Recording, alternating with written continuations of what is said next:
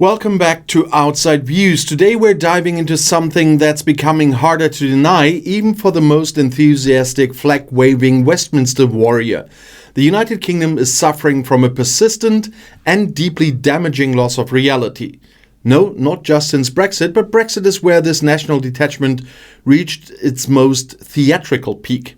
And it shows no sign of disappearing. Instead, it keeps dragging British politics through cycles of delusion, denial, and desperation. Let's start with the obvious question. Why does Britain keep behaving like it's still a world empire when the world clearly moved on? At the core of the latest EU-UK agreement, praised in Brussels as a pragmatic and derided in London as betrayal, lies this old ghost, the myth of British grandeur. It's a myth that insists Britain doesn't need to compromise, that it can stand alone, that it holds the cards even when every measurable indicator says otherwise. And when you compare 68 million citizens to a market of over 460 million, most rational observers would assume that size matters. Trade, leverage matters. Market access matters.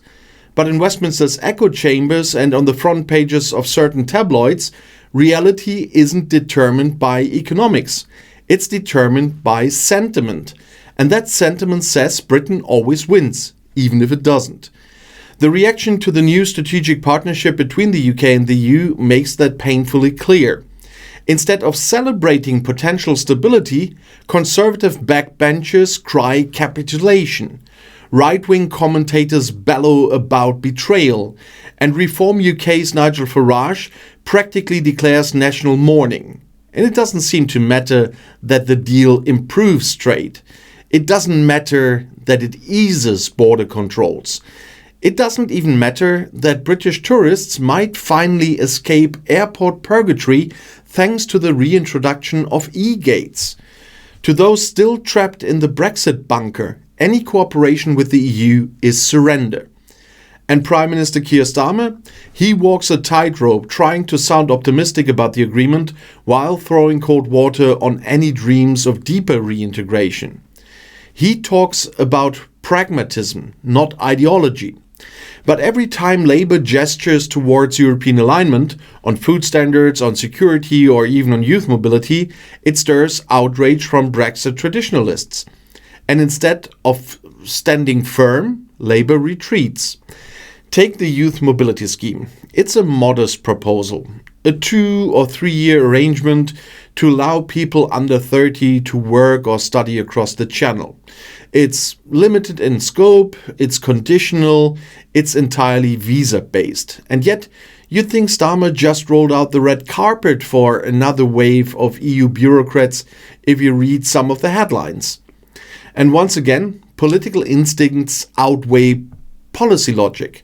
And meanwhile, the country suffers.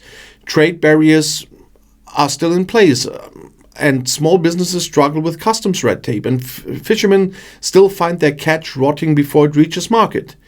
And even though Starmer secured extended fishing rights for EU vessels, a decision that sparked outrage, he also eased conditions for food exports.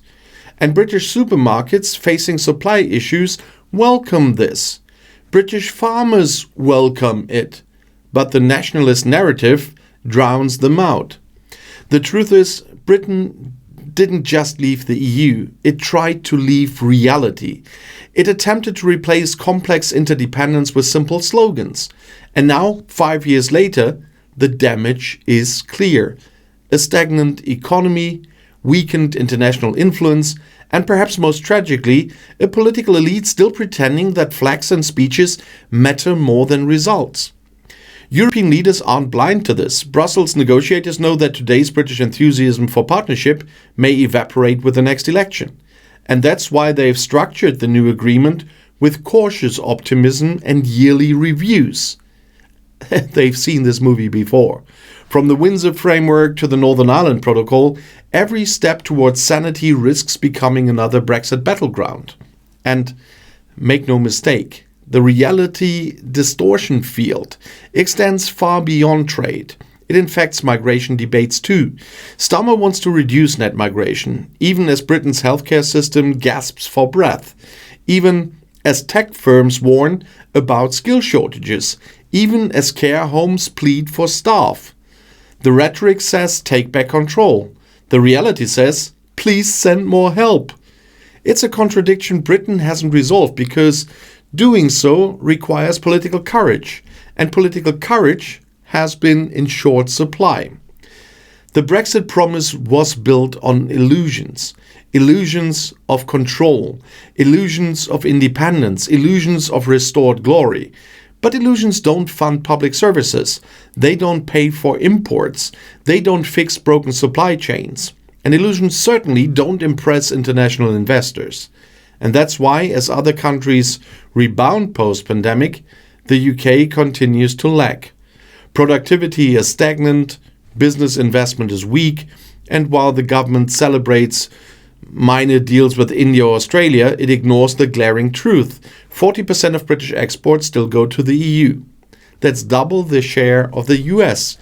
And yet the British political class still treats Brussels like a geopolitical boogeyman. So where does that leave us? With a country trying to imitate Swiss-style bilateralism while refusing to admit that Switzerland's model took decades of negotiation. With a government that wants the benefits of alignment without accountability of membership. And with an electorate increasingly aware that they've been sold a fairy tale and unicorns.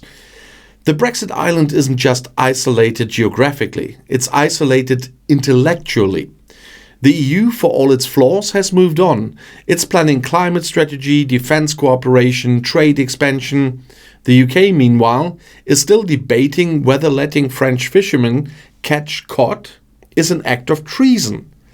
Until Britain confronts this loss of reality head-on, no agreement will be enough. No partnership deep enough. Because you can't build trust on nostalgia. You can't govern with mythology. You can't reboot an economy with denial. This isn't about rejoining or staying out. It's about showing up to the conversation with facts and not fantasies. It's about recognizing that cooperation is not capitulation. It's survival. It's prosperity. It's the difference between relevance and irrelevance. So the next time someone waves a flag and shouts about sovereignty, ask them how that's going for the NHS.